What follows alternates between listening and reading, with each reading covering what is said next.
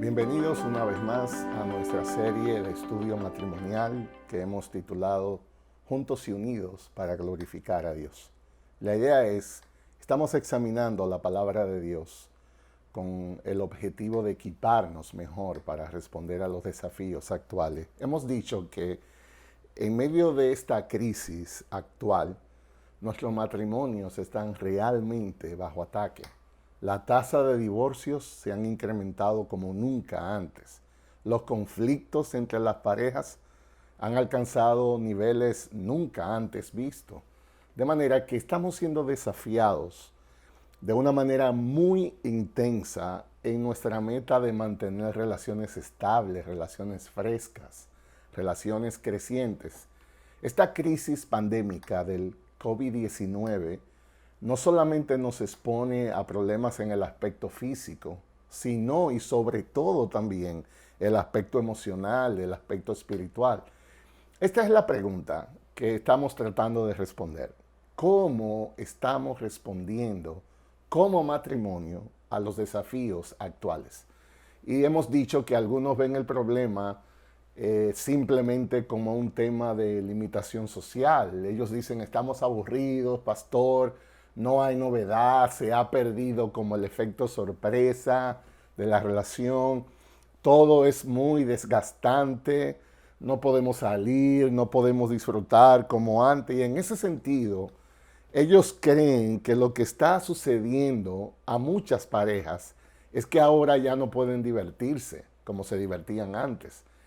Y aunque nosotros podemos reconocer en cierta manera que eso ha contribuido, la realidad es que esta crisis está revelando deficiencias mucho más profundas en nuestras relaciones.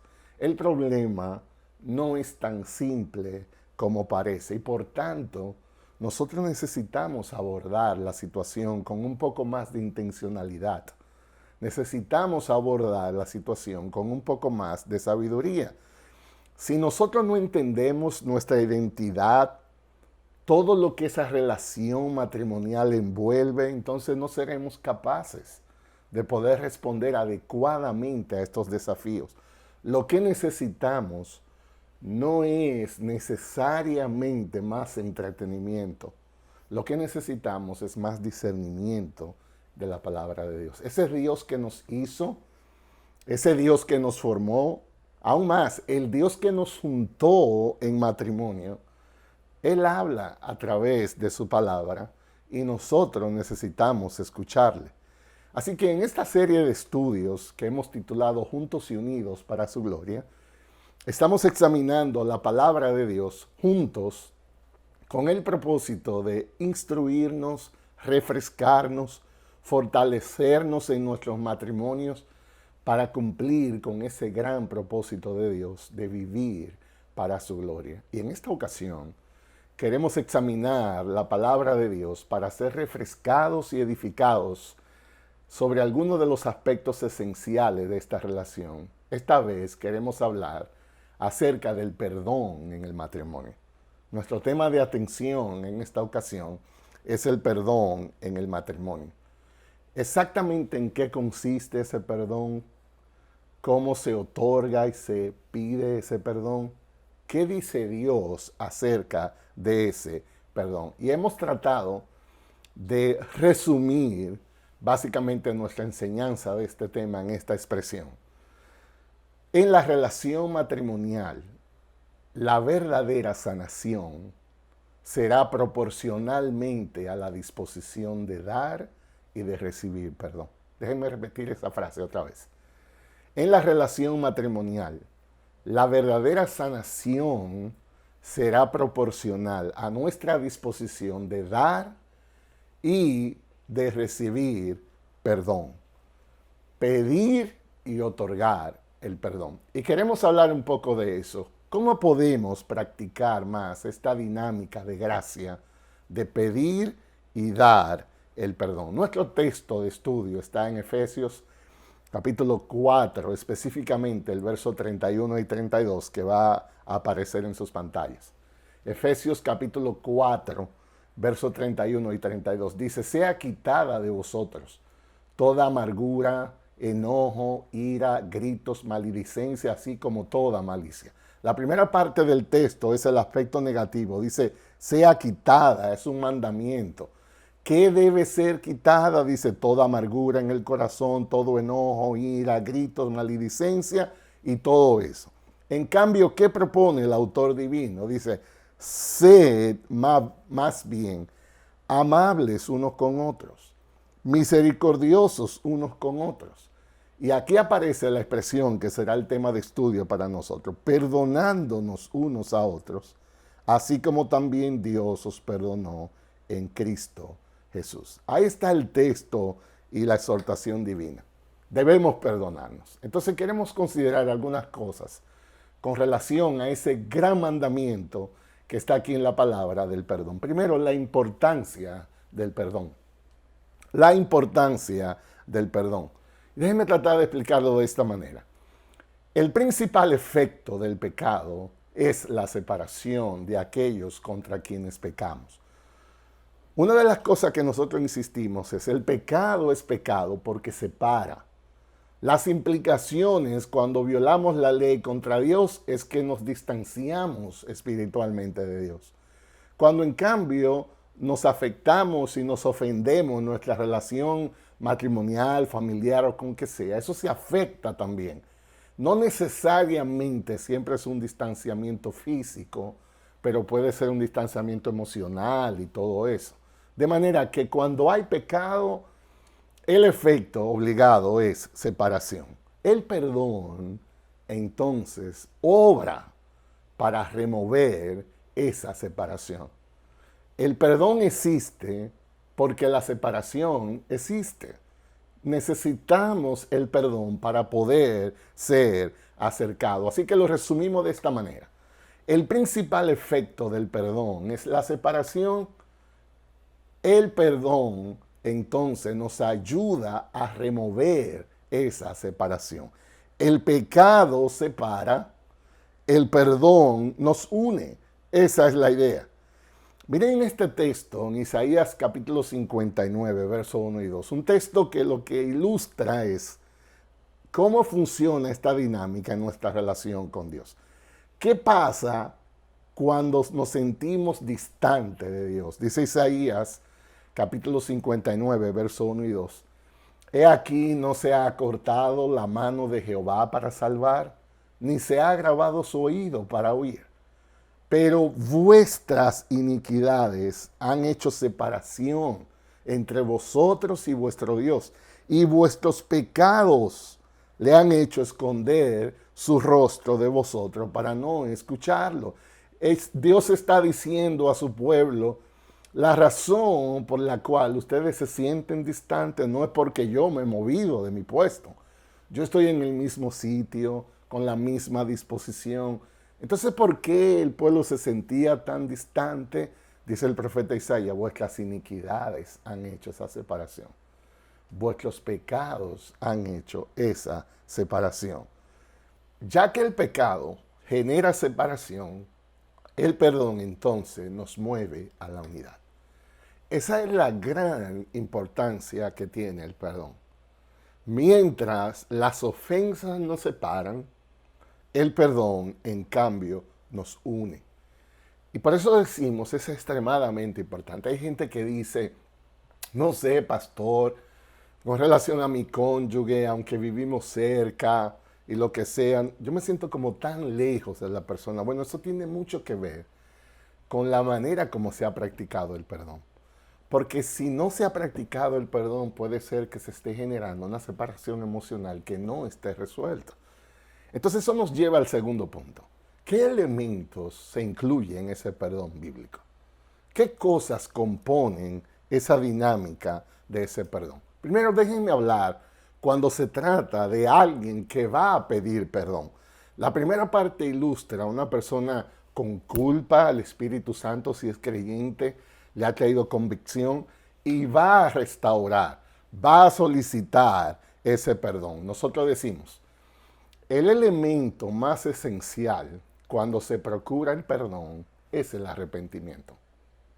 El elemento esencial cuando se procura el perdón es el arrepentimiento. ¿Qué queremos decir con arrepentimiento? Al menos hay tres elementos que nosotros queremos indicar que están incluidos. Primero, una confesión. Segundo, un dolor. Tercero, una transformación o disposición del cambio. Es decir, si vamos a hablar de arrepentimiento, hay que confesar. Hay algo que usted debe de decir con relación al pecado o la falta que ha cometido. Debe de existir esa franqueza, esa claridad. Debe de enunciarse exactamente qué fue lo que hiciste por lo cual se está procurando el perdón. El arrepentimiento es en sí básico, una confesión que se hace por una conducta que ahora usted rechaza. Lo segundo es, debe existir dolor. Usted debe dolerle lo que hizo. No hay verdadero arrepentimiento si usted no experimenta dolor por su pecado.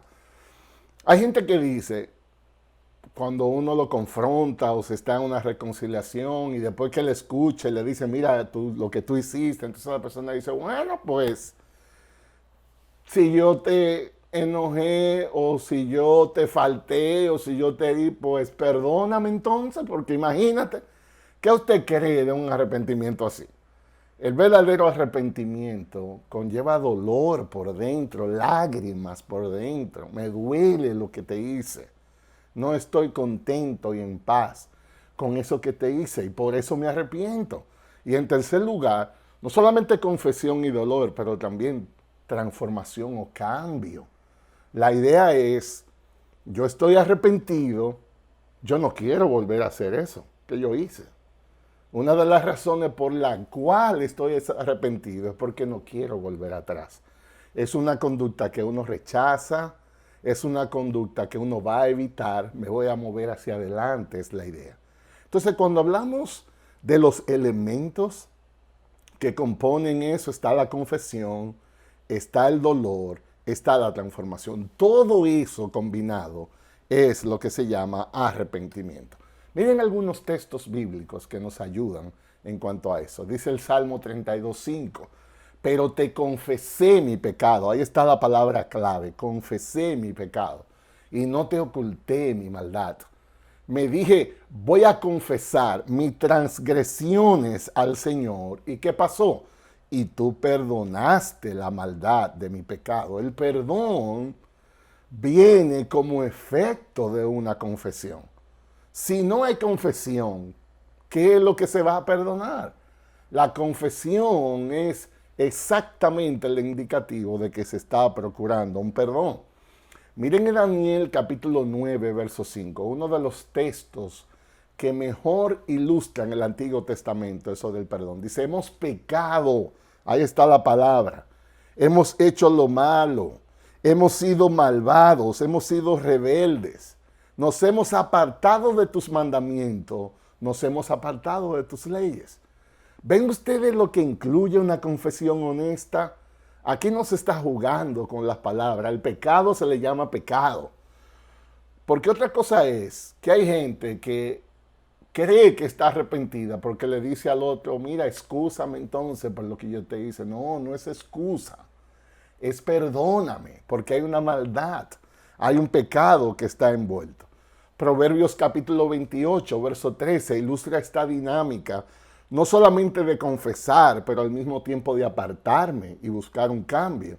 Dice Proverbios 28, 13, quien encubre su pecado jamás prospera. Quien lo confiesa y lo deja, halla perdón.